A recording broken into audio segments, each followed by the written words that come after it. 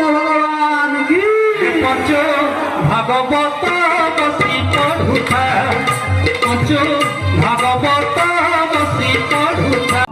তাহলে দ্বিতীয় হলা কোন কিঙ্গেয় কাহা কথা ଆମେ ଶୁଣିବା। ଦ୍ୱିତୀୟ ସୂତ୍ରରେ ଦ୍ୱିତୀୟ ଶ୍ଲୋକରେ ମଙ୍ଗଳାଚରଣ କରି କହୁଛନ୍ତି ବେଦବ୍ୟାସ କହିଲେ ଧର୍ମ ପ୍ରୋଥିତ କୈତବୋତ୍ର ପରମୋ ନିର୍ମତ୍ସରାଣାଂଶତା। କହିଲେ ଅନୁବନ୍ଧ ଚତୁଷ୍ଟୟ ମାନେ ଦ୍ୱିତୀୟ ଶ୍ଲୋକରେ କହୁଛନ୍ତି ଭାଗବତ ହଉଛନ୍ତି ଅନୁବନ୍ଧ ଚତୁଷ୍ଟୟ। କଣ ସେ ଅନୁବନ୍ଧ ଚତୁଷ୍ଟୟ? ଚାରିଟା କଥା ଭାଗବତରେ କହୁଛନ୍ତି। ମନେ ରଖ ଚରିତ୍ର ତ ବହୁତ ଗୁଡ଼ିଏ ଅଛି, ଆଲୋଚନା କଲେ ସରିବ ନାହିଁ। ଯଦି ଭାଗବତର ମଙ୍ଗଳାଚରଣ ଯିଏ ବୁଝିଗଲା ଭାଗବତ ବୁଝିଗଲା ଧରିନି। କାହିଁକି ମଙ୍ଗଳାଚରଣ ସବୁ କିଛି ବର୍ଣ୍ଣିତ କରିଦେଇଛନ୍ତି। କହିଲେ ଅନୁବନ୍ଧ ଚତୁଷ୍ଟୟ ଚାରିଟା କଥା ଭାଗବତରେ ବର୍ଣ୍ଣନା କରିଛନ୍ତି। ସେ ଚାରିଟା କଥା କଣ କହିଲେ? ଅଧିକାରୀ ସମ୍ବନ୍ଧ ବିଷୟସ୍ତୁ ପ୍ରୟୋଜନ। ଖାଲି ପ୍ରଥମ ସ୍କନ୍ଦ ଦ୍ୱିତୀୟ ସ୍କନ୍ଧକାରୀ ଅଧିକାରୀ ସମ୍ବନ୍ଧ ବିଷୟସ୍ତୁ ପ୍ରୟୋଜନ ଚାରିଟା କଥା କାଲି ଆଲୋଚନା କଲା। ପ୍ରଥମ ହେଲା ଅଧିକାରୀ। ଭାଗବତ କଥା କିଏ ଶୁଣିବ? ସମ୍ବନ୍ଧ କାହା ସମ୍ବନ୍ଧରେ କଥା ଆଲୋଚନା କରାଯାଇଛନ୍ତି। ଆଉ ବିଷୟ ପ୍ରତିପାଦ୍ୟ ବିଷୟ ବସ୍ତୁ କଣ? ଭାଗବତ ଗ୍ରନ୍ଥକର୍ତ୍ତା ଯେତେବେଳେ ଲେଖନ୍ତି ବିଷୟ ଲେଖନ୍ତି କାହା ଉପରେ ଗ୍ରନ୍ଥ ଲେଖା ପ୍ରତିପାଦ୍ୟ ବିଷୟ ବସ୍ତୁ ଅଧିକାରୀ ସମ୍ବନ୍ଧ ବିଷୟ ଆଉ ପ୍ରୟୋଜନ। କଣ ପାଇଁ ବିଶାଳ ଗ୍ରନ୍ଥ ବେଦବ୍ୟାସ ରଚନା କରିଛନ୍ତି ଏ କଥା ଆଲୋଚନା ଆମେ ସବୁ କରିବା। ତାର ପ୍ରଥମ ହେଲା ଭାଗବତକୁ ବୋଲେ ଧର୍ମ ବୁଝିତ କୈତବୋତ୍ର ପରମ। ଇଏ ଭାଗବତରେ ତିନିଟା ଜାଗାରେ ଏ ଶ୍ଲୋକରେ ଅତ୍ର ଶବ୍ଦ ପ୍ରୟୋଗ କରି କହୁଛନ୍ତି। କହିଲେ ଅତ୍ର ଭାଗବତେ ମାନେ ଏହି ଭାଗବତରେ ବୁଝିତ କୈତବ ଧର୍ମ ସେ ନିରୂପ୍ୟତେ। এই ভাগবতরে বেদব্যাস কହୁଛନ୍ତି ମୁଁ এই ভাগবতরে প্রথিত কৈতব প্রথিত উপসর্গ মাধ্যমରେ কହୁଛନ୍ତି কৈতব অর্থাৎ কৈতব কইলে কপট। প্রথিত কৈতব ধর্ম ମୁଁ নিরূপিত করছি অর্থাৎ ভাগবতরে নিষ্কপট পরম ধর্ম কথা আলোচনা। কে পচারে মহারাজ ধর্মরে भी কপটতা আছে? ধর্ম তো ধর্ম পুଣି কপট আসিলা কোଉଠି? ধরি নিও ধর্ম কাহাକୁ କହିବା? বেদরে যাহা যাহা নির্ণয় করা যাইছে তা হচ্ছে ধর্ম। বেদরে যাহা যাহা ସବୁ বেদরে কোন କୁହାଯାଇଛି? বেদরে কইছি বেদরে কହୁଛନ୍ତି যে আচার্য দেব ভব। বেদ বাক্য হচ্ছে আদেশ। বেদর বাক্য হচ্ছে আদেশ। পিতৃদেব ভব সত্যং বদ। এই বেদ বাক্য মানে আদেশ করা যাচ্ছে রাজাঙ্কর বাক্য। পুরাণরে তার ବି পুরাণ হচ্ছে কোন মিত্রবত সত্যং ভূয়াৎ। তেଣୁ କହିବାର ଉଦ୍ଦେଶ୍ୟ ହେଲା ଯେ ଧର୍ମରେ ପୁଣି କପଟ। ତାହେଲେ ଠିକ କେମିତି ଧର୍ମରେ କପଟ? ଧରି ନିଅ ବାପାଙ୍କର ସେବା କରିବା ପୁତ୍ରର ଧର୍ମ। ଧର୍ମ ଯଦି ପୁଅ ଭାବୁଥବ ମୁଁ ବାପାଙ୍କର ସେବା କରିବି ଭଲକିରି ସେବା କରିବି ବାପା ଅନ୍ତିମ ସମୟରେ ମୋ ନାଁରେ ଉଇଲ୍ କରିଦେବେ ସମ୍ପତ୍ତି। ତାମାନେ ସେବା କରୁଛି ଠିକ ଅଛି କିନ୍ତୁ ମନ ଭିତରେ କପଟତା ଅଛି। ଶିଷ୍ୟ ଠିକ ସେଇ ପ୍ରକାର ଗୁରୁଙ୍କର ସେବା କରୁଛି ମନ ଭିତରେ ଥବ ମୁଁ ଗୁରୁଙ୍କର ସେବା କରୁଛି, ଗୁରୁ ମୋ ନାଁରେ ମଠଟା ଦେଇଦେବେ, ଗୋଟେ ମହନ୍ତ କରିଦେବେ। ଅବଶ୍ୟ କିଛି ପାପ ନୁହେଁ, କିନ୍ତୁ କପଟ। ଭାଗବତ କହୁଛନ୍ତି ପରମ ଧର୍ମ ଅର୍ଥାତ୍ ନିଷ୍କପଟ ପରମ ଧର୍ମ ଏଇ ଜାଗା କରାଇଛନ୍ତି। ତାହେଲେ ଭାଗବତର ପ୍ରତିପାଦ୍ୟ ବିଷୟବସ୍ତୁ ହେଲା କଣ? କହିଲେ କଣ? ଭକ୍ତି, ଅର୍ଥାତ୍ ନିଷ୍କପଟ ଭକ୍ତି ହିଁ ପରମ ଧର୍ମ। ସେଥିପାଇଁ କହୁଛନ୍ତି କହିଲେ କପଟ ଧର୍ମ ଜହି ନାହିଁ, ପରମ ଶାସ୍ତ୍ର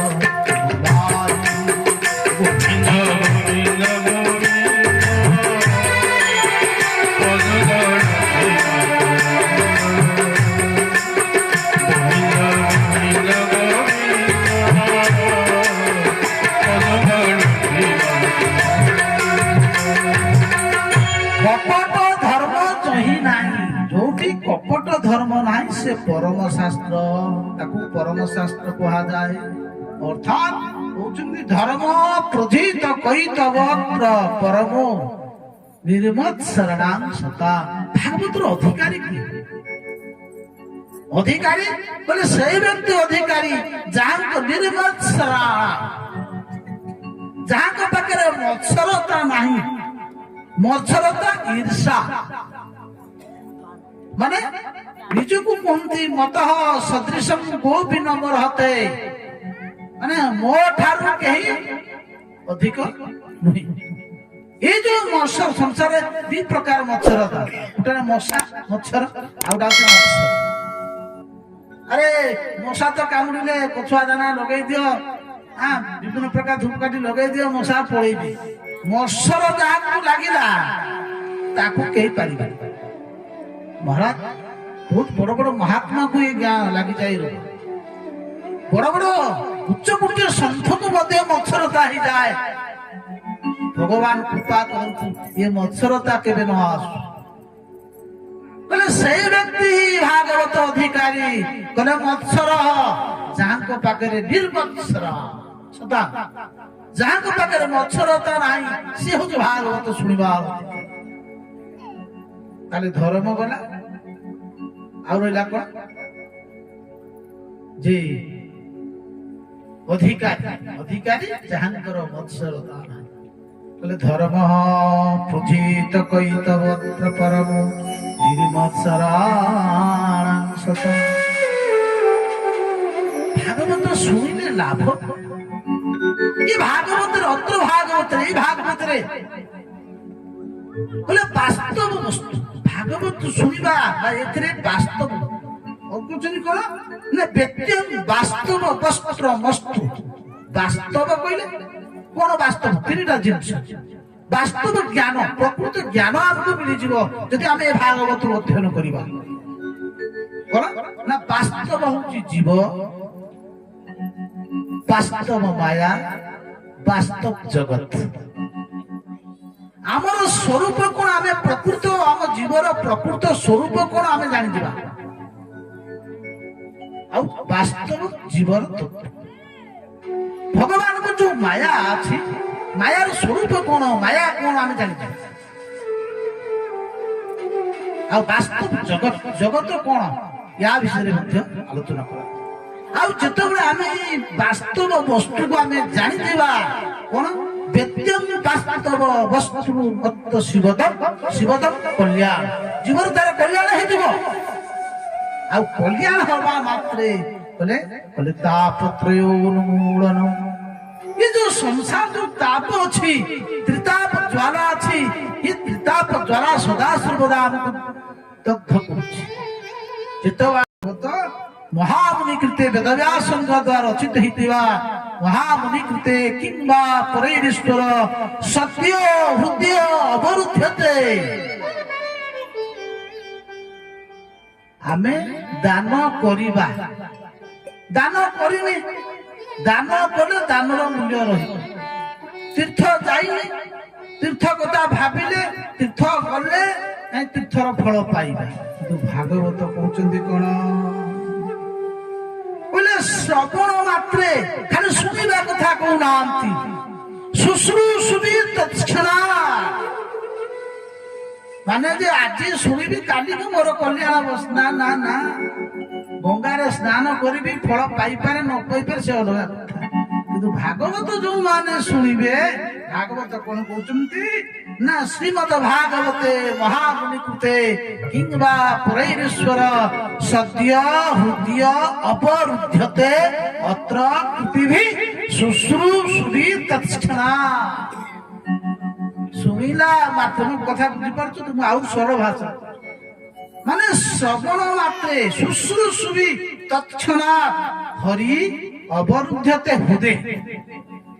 ଭଗବାନ ତୁମ ହୃଦୟ ଭିତରେ କଣ ହେବେ ନା ଅବରୁଧ୍ୟତେ। ଅବରୁଧ୍ୟତେ ଆଉ ପ୍ରବେଶ ଆସତେ ବହୁତ ଫରକ।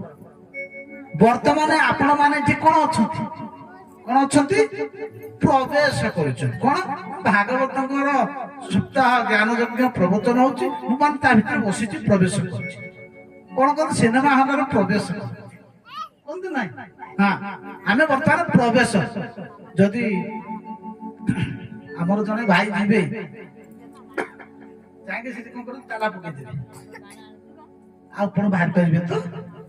ଆଉ ବାହାରି ପାରିବେନି। ଫୋନ ଆସିବ, ଘରକୁ ଆସିବ, ବନ୍ଧୁ ଆଇଛନ୍ତି, ଆରେ କଣ କରିବି ତାଲା ପଡୁଛି, ବାବାଜୀ ଗେଟ୍ ତାଲା ପକେଇ ଦେଇଛନ୍ତି, ମୁଁ ଆଉ ବାହାରିକି ଯାଇପାରିବିନି ନାହିଁ। ନିଜ ଇଚ୍ଛାରେ ଯିବା ଆସିବା କରିବା ଆଉ ଅବରୁଦ୍ଧ ଭିତରେ ଏତିକି ଜେଲରେ କଏଦୀ ଅଛନ୍ତି, ଜେଲ ଭିତରେ ବି କିଏ ଥାନା ବାବୁ ଅଛନ୍ତି। ଜେଲ ଭିତରେ ଯିଏ ବନ୍ଧା ହେଇଛନ୍ତି ସିଏ ହେଲେ ଅବରୁଦ୍ଧ, ଆଉ ଯିଏ ଥାନା ବାବୁ ଅଛନ୍ତି ତାଙ୍କ ନିଜ ଇଚ୍ଛାରେ ଯିବେ, ତାଲା ଖୋଲିବେ, ଯିବେ ଖାଲି ବଜାରରେ ବୁଲି ବାଲିକି ଆସିବେ, ପୁଣି ଜେଲ ଖାନାରେ ପଶିବେ। କିନ୍ତୁ କଏଦୀ ଅବରୁଦ୍ଧ। ଯେତେବେଳେ ତୁମେ ଭଗବାନ କଥା ଶୁଣିବ ଶୁଶ୍ରୂଷୁଭି ତତ୍କ୍ଷଣା, ଶ୍ରବଣ ମାତ୍ରରେ ଭଗବାନ ଶ୍ରୀହରି ଭଗବାନ ମହାପ୍ରଭୁ ତମ ହୃଦୟ ଭିତରେ ଅବରୁଦ୍ଧତେ। शुश्रूषुभि तत्क्षणा। बोले श्रीमद् भागवत महापुराण की। ये भगवान प्रथम ध्येय ज्ञेय आउ पेय तृतीय